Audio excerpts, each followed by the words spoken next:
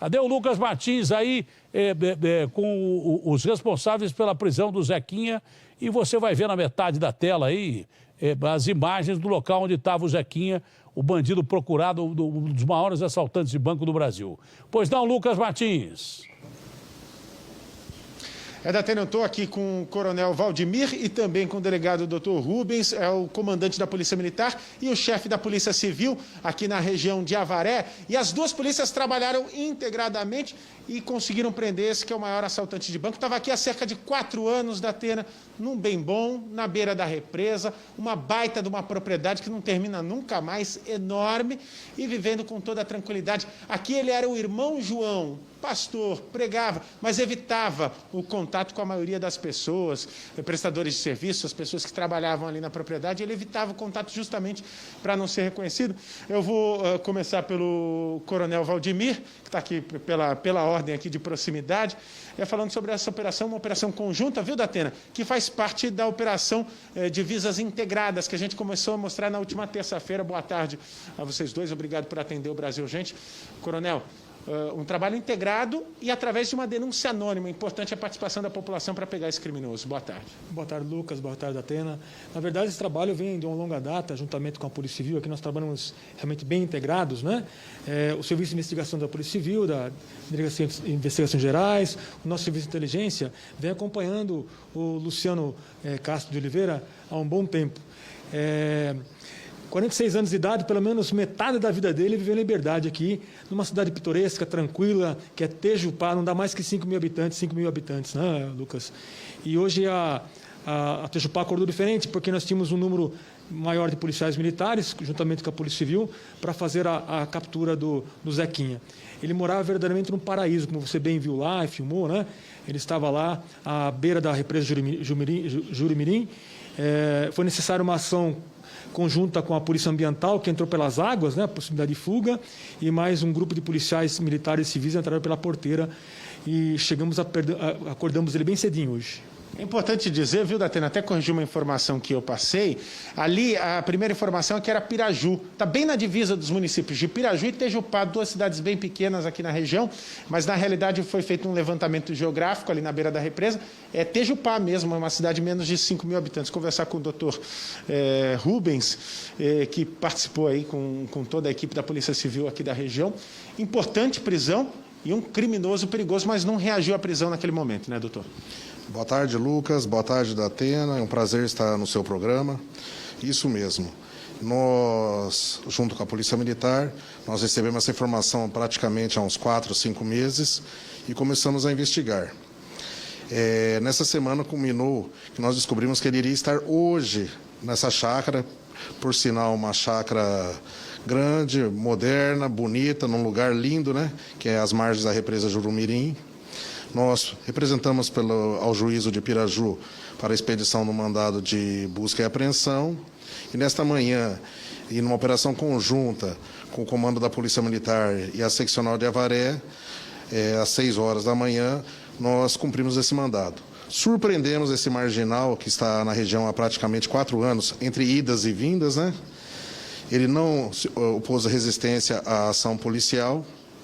No local, nós encontramos a esposa dele, que com ele convive há 22 anos. Não foi encontrado nenhum tipo de arma de fogo. Ele já imediatamente confessou tratar-se do Luciano, né, o Zequinha. Não quis falar muito sobre a situação dele.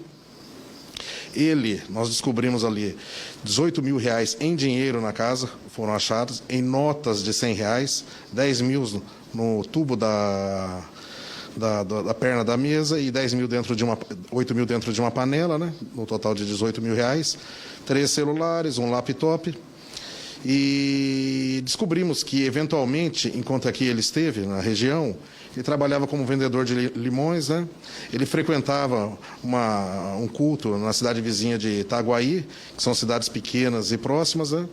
E, no final, essa ocorrência não teve nenhuma intercorrência. Foi um trabalho com muito sucesso e tiramos das ruas um cidadão perigoso, com mais de 80 anos de prisão já condenado, né? E o que nos ajudou muito também foi a colaboração do Disque Denúncia, da integração entre as polícias, do Centro de Operações Integradas da Secretaria de Segurança Pública, da direção das duas polícias, da Delegacia Geral. Então é isso, foi um trabalho em conjunto que para o bem da sociedade. Obrigado. Parabéns aí ao delegado, parabéns ao coronel. Daqui a pouco o Lucas volta com os dois, porque o programa é muito longo, né? Vai até 7h30, porque senão o pessoal que chega em casa 6h30, 7 horas não pega aí a entrevista dos dois. Então ele já vai fazer com os dois para a gente soltar mais tarde uma prisão importantíssima do bandido mais procurado de roubo a banco do Brasil. Um dos que introduziram aí .50, armamento pesado em roubo a banco.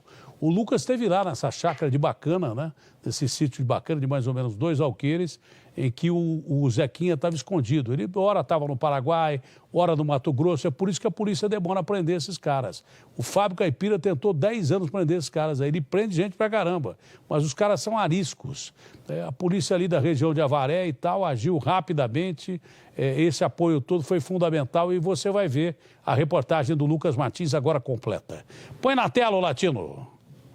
A chácara na beira da represa Jurumirim, no rio Paranapanema, na pequena Piraju, interior de São Paulo, era o refúgio de um homem que vivia nas sombras havia quase 20 anos. Usava documentos falsos, evitava celulares. Quando tinha um aparelho, mantinha o número por no máximo 1 semana. Não ia a lugares públicos. Usava a chácara como esconderijo confortável. E não faltou dinheiro para comprar um lugar assim. A gente está acompanhando a polícia, mais uma diligência aqui na chácara onde estava escondido o Zequinha da Atena. É uma propriedade realmente muito grande. A gente consegue por aqui, da Atena, me acompanha, Murilo Castro, por favor. A gente consegue por aqui se aproximar da casa principal.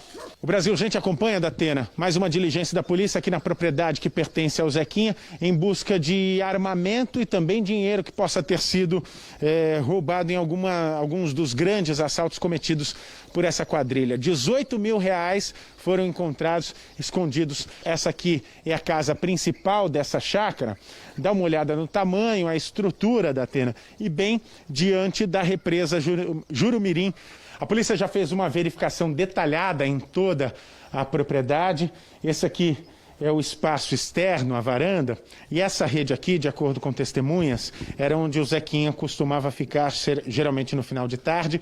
E para o momento que ele vinha para cá, ficar na rede, de frente para a represa, ele não permitia que nenhum funcionário permanecesse aqui na propriedade, nenhum prestador de serviço. Então, no momento que ele saía, que ele ficava exposto, não poderia haver ninguém que pudesse reconhecê-lo. Da casa principal desta chácara, são pelo menos 3 construções.